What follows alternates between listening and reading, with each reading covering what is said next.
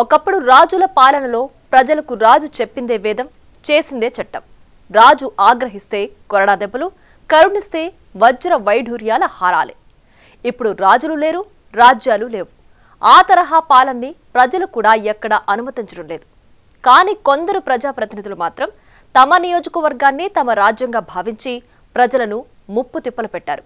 అయితే రాజుల కాలంలో రాజుపై తిరగబడ్డానికి ఆయుధాలున్నట్లే ఇప్పుడు ప్రజలకు ఓటు హక్కుంది. ఆ ఓటు హక్కుతోనే గత 5 ఏళ్లు ఆ నియోజకవర్గంలో మహారాణిలా పెత్తనం చేసిన ఆ ప్రజాప్రతినిధి ఇప్పుడు కనీసం ప్రజల్లోకి వెళ్లలేని పరిస్థితిని తీసుకొచ్చారు. ఆమెవరు?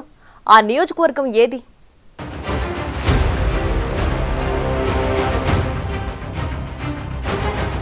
తమ సమస్యల్ని పరిష్కరించి నియోజకవర్గాన్ని అభివృద్ధి పథంలో నడిపిస్తారని ఎంతో ఆశతో నేతల్ని తమ ప్రజాప్రతినిధులుగా ప్రజలు ఎన్నుకుంటారు.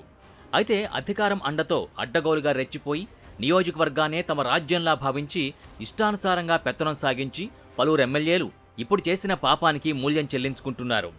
ప్రభుత్వ పథకాల నుంచి బిజినెస్లను కొనసాగించే వరకు కూడా అన్నింటా ముడుపులు చెల్లించకపోతే వారిని ముప్పు తిప్పలు పెట్టి 3 చెరువులు నీళ్లు తాగించారు గత వైసీపీ ప్రభుత్వంలోని పలువురు ప్రజాప్రతినిధులు. ఇక కూటమి ప్రభంజనానికి ఫ్యాన్ కుప్పకూలి కొత్త ప్రభుత్వం ఏర్పాటయ్యాక వైసీపీ నేతల అక్రమాలు ఒక్కొక్కటిగా వెలుగులోకొస్తున్నాయి.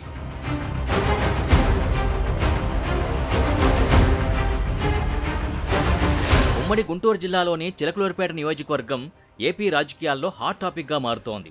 మొదటిసారి ఎమ్మెల్యేగా గెలిచినప్పటికీ 5 ఏళ్లు మంత్రిగా కొనసాగి సీనియర్లకు కూడా షాక్ ఇచ్చారు విడుదల రజని.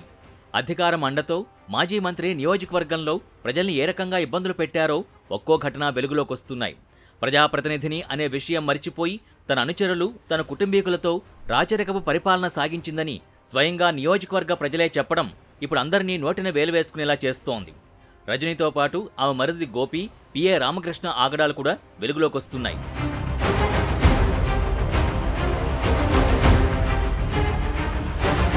ముందుగా రజనీపై పసుమరు రైతులు ఎస్పీకి ఫిర్యాదు చేశారు. జగనన్న కాలనీ భూముల్లో ఆమె భారీ స్కామ్కి పాల్పడినట్టు వారు తెలిపారు. జగనన్న కాలనీ పేరుతో రైతుల నుంచి 200 ఎకరాల భూసేకరణ చేశారని ఆరోపించారు.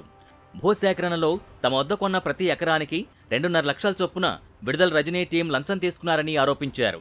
రజనీ కాజేసిన డబ్బుల్ని రికవరీ చేయాలని వారు కంప్లైంట్లో కోరారు. అలానే బాధితులంతా కలిసి చిలకలూరిపేట ఎమ్మెల్యే ప్రత్తిపాటి పుల్లారావుని కలిసి రజనీపై చట్టపరమైన చర్యలు తీసుకోవాలని వినతిపత్రం కూడా అందజేశారు.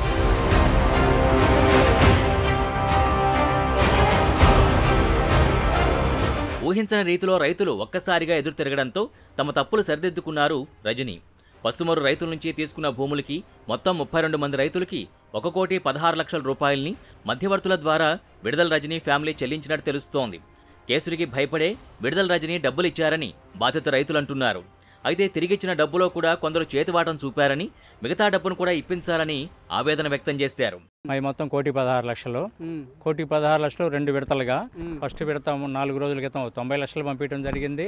అలాగే రెండవ విడతగా 26 లక్షలు పంపించడం జరిగింది. అమౌంట్ నాకే ఇచ్చారు. 90 లక్షలు అయితే అందరికి పనిచేసాము. ఇంకో 26 లక్షలు నా దగ్గర ఉండినాయి. వాటికి ఏంటంటే అదనంగా ఆమె పంపించిన మనిషి ఒక 7.5 లక్షలు వసూలు చేసుకున్నాడు. గోరంట్లో మీకు బాధితులుగా ఉన్న దాంట్లో కూడా కమిషన్ తీసుకున్నారా? మళ్ళీ అతను మనిషి కమిషన్ తీసుకున్నాడు. నాకు కూడా 50,000 ఇస్తేనే నేను మీ భూమి పెడతాడు, అయితే పెట్టనన్నాడు గోరంట్లో ఉమామేక్ష అనే వ్యక్తి. అతను కూడా 7.5 లక్షలు వసూలు చేసుకున్నాడు. అవి కూడా ఇప్పిమని చెప్పి మేము మా ఎమ్మెల్యే గారు ప్రత్తిపాటి పుల్లారావు గారిని అడగడం జరిగింది. వారు సిఐ గారికి ఫోన్ చేసి చెప్పడం జరిగింది. సిఐ గారు పిలిపించి ఈ రోజు మాట్లాడి ఇప్పిస్తానని చెప్పారు. అవి ఇస్తే ఆ 7.5 లక్షలు 26 లక్షలతో మా ఊరు సమస్య మొత్తం క్లోజ్ అయిపోతుంది. పసుమరు రైతుల్ని ఆదర్శంగా తీసుకున్న గుదేవారిపాలెం రైతులు సైతం ప్రస్తుతం రజనీ పైన ఫిర్యాదుకు సిద్ధమయ్యారు. జగనన్న కాలనీ కోసం తీసుకున్న తమ భూములకి పరిహారంగా ఇచ్చే డబ్బుల్లో కూడా కమిషన్ రూపంలో 4 లక్షలు వసూలు చేశారంటూ గోడు వెళ్లబోసుకున్నారు. అందుకుగాను రజనీ పిఏ రామకృష్ణకు మధ్యవర్తిగా శ్రీకాంత్ రెడ్డి అనే వ్యక్తి వ్యవహరించినట్టు బాధితులు చెబుతున్నారు. మరోవైపు టీడీపీ ఎంపీ లావు శ్రీకృష్ణదేవరాయల వద్దకి రజనీ బాధితులు క్యూ కడుతున్నారు. చిలకలూరిపేట టౌన్లో స్థలాన్ని ఆక్రమించారంటూ మరో బాధితుడు కూడా ఎంపీకి ఫిర్యాదు చేసినట్టు తెలుస్తోంది.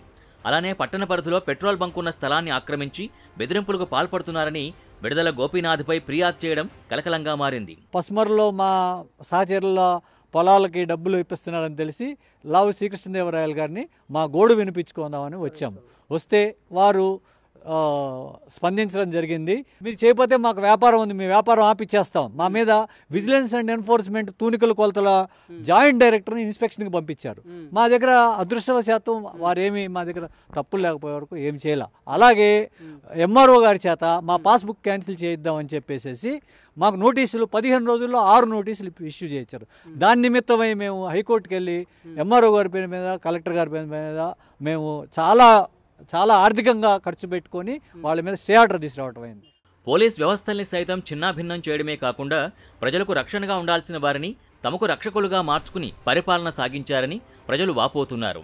నియోజకవర్గంలో బిజినెస్ చేయాలంటే ప్రభుత్వానికి చెల్లించే ట్యాక్స్ కాకుండా విడుదల రజనీ కుటుంబానికి సంబంధించి గానీ విడుదల రజనీ చుట్టూ ఉండే అంగరక్షకులకైనా ముడుపులు చెల్లించాలని అంటున్నారు. ఇందుకు ఎడ్లపాడులోని లక్ష్మీ బాలాజీ స్టోన్ క్రషర్ ఘటనే ఉదాహరణగా నిలుస్తోంది. 2010 నుంచి లక్ష్మీ బాలాజీ స్టోన్ క్రషర్ నడుస్తుండగా వ్యాపారాన్ని నడిపించడానికి డబ్బులు వసూలు చేశారంటూ నర్సరావుపేట డీఎస్పీని కలిసి ఫిర్యాదు చేశారు. స్టోన్ క్రషర్ కొనసాగాలంటే 5 కోట్లు ఇవ్వాల్సిందేనని రజనీ పిఏ రామకృష్ణ హెచ్చరించగా అంత ఇవ్వలేమంటూ చెప్పగా డబ్బులు ఇవ్వకపోతే అంతు చూస్తామంటూ బెదిరించారని ఫిర్యాదులో పేర్కొన్నారు.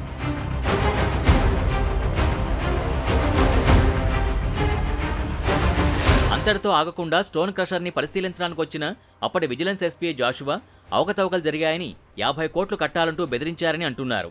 ఇక విడుదల రజనీ పిఏని కలిసి సెటిల్మెంట్ చేయమని కోరగా 5 కోట్లు ఇస్తేనే కేసు మాఫీ చేస్తామని చెప్పారని బాధితులు వాపోయారు. అయితే తమకి డబ్బులే కావాలంటూ రామకృష్ణ పట్టుబట్టడంతో కొంత టైం కావాలంటూ వచ్చేశామని తెలిపారు. ఆ తర్వాత విడుదల రజనీ మరిది విడుదల గోపిని ఆశ్రయిస్తే రజనీకి 2 కోట్లు, జాషువాకి 10 లక్షలు, తనకు 10 లక్షలు ఇచ్చేలా డీల్ సెట్ చేసినట్టు బాధితులు చెబుతున్నారు. ఏప్రిల్ 4, 2021న గోపికి డబ్బులు అందించామంటూ ఫిర్యాదులో పేర్కొన్నారు బాధితులు.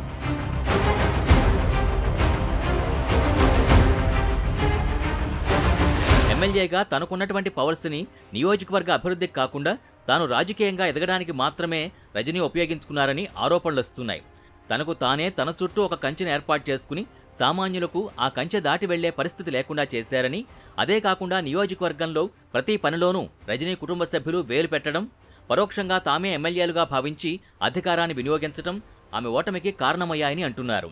నియంతగా మారిన రాజుల్ని ప్రజలు ఎలా తరిమికొట్టారో అదేవిధంగా ప్రస్తుతం చిలకలూరుపేట నియోజకవర్గ ప్రజలు సైతం రజనీ పేరు చెప్తే అగ్గి మీద గుగ్గిలమవుతున్నారని తెలుస్తోంది.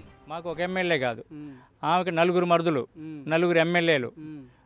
ఆమె మామ ఒక ఎమ్మెల్యే, ఆమె మామకి ఇంకో ఎక్స్ మున్సిపల్ తోట రాము, అతను ఒక ఎమ్మెల్యే, ఇంకా వాళ్ళ అనుచరులు 2-3 ఉన్నారు. దగ్గర 10 మంది పైన ఎమ్మెల్యేలు. మాకు ఎవరైనా బెదిరిస్తారు, ఎవరైనా కబ్జాలు చేస్తారు. ఇవాళ ఏది చెప్పినా మేము చేయాల్సిందే. పోలీస్ స్టేషన్కి వెళ్తే అస్సలు స్టేషన్ అనేది వాళ్ళ దగ్గరే ఉంటుంది. వాళ్ళ దగ్గర పోలీస్ స్టేషన్ ఉంటుంది, వాళ్ళ దగ్గరే రెవెన్యూ ఆఫీస్ ఉంటుంది, చట్టం మొత్తం వాళ్ళ దగ్గరే ఉంటుంది. రజనీ గారి ఆఫీసులోనే చట్టం మొత్తం ఉంటుంది. రౌడీజం ఒక పక్క ఉంటుంది, రెవెన్యూ చట్టం ఒక దగ్గర ఉంటుంది, ఇక పోలీస్ చట్టం ఒక దగ్గర ఉంటుంది. ఇక మొత్తం వాళ్ళు చెప్పినట్టు చేయాల్సిందే. చేయకపోతే ఇక మేము తిరగలేని పరిస్థితి మా నియోజకవర్గంలో. అట్లాంటి పరిస్థితిలో ఉన్నాం మేము గత 5 ఏళ్ళు. హైకమాండ్ కొరకు చెప్దామని పోయినా కూడా ఇవన్నీ మామూలేనన్నారు వాళ్ళు. విజయసాయిరెడ్డి గారు అయితే ఇవన్నీ మామూలేనాయా, మీరేం చెప్పొద్దు అనే ఒకటే మాట అన్నాడు.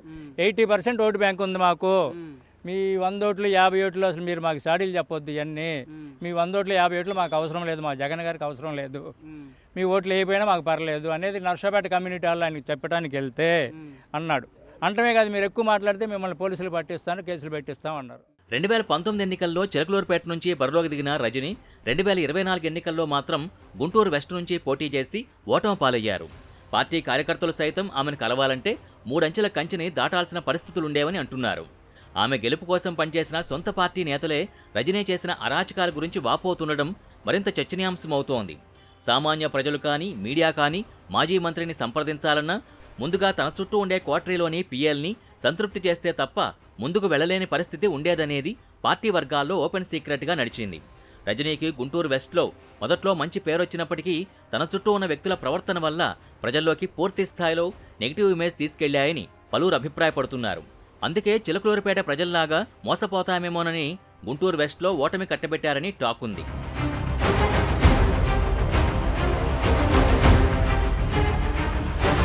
మొత్తానికి ఈ వరుస వివాదాలతో ప్రజల ముందు కూడా విడుదల రజనీ వెళ్లలేని పరిస్థితి నియోజకవర్గంలో నెలకొంది. ప్రజల నమ్మకాన్ని ఒమ్ము చేస్తూ అధికార మండతో అడ్డగోలుగా రెచ్చిపోతే చివరికి ఈ పరిస్థితే ఎదురవుతుందనే విమర్శలొస్తున్నాయి. మరి ఈ పరిస్థితి ఎంతవరకు కొనసాగుతుందో చూడాలి.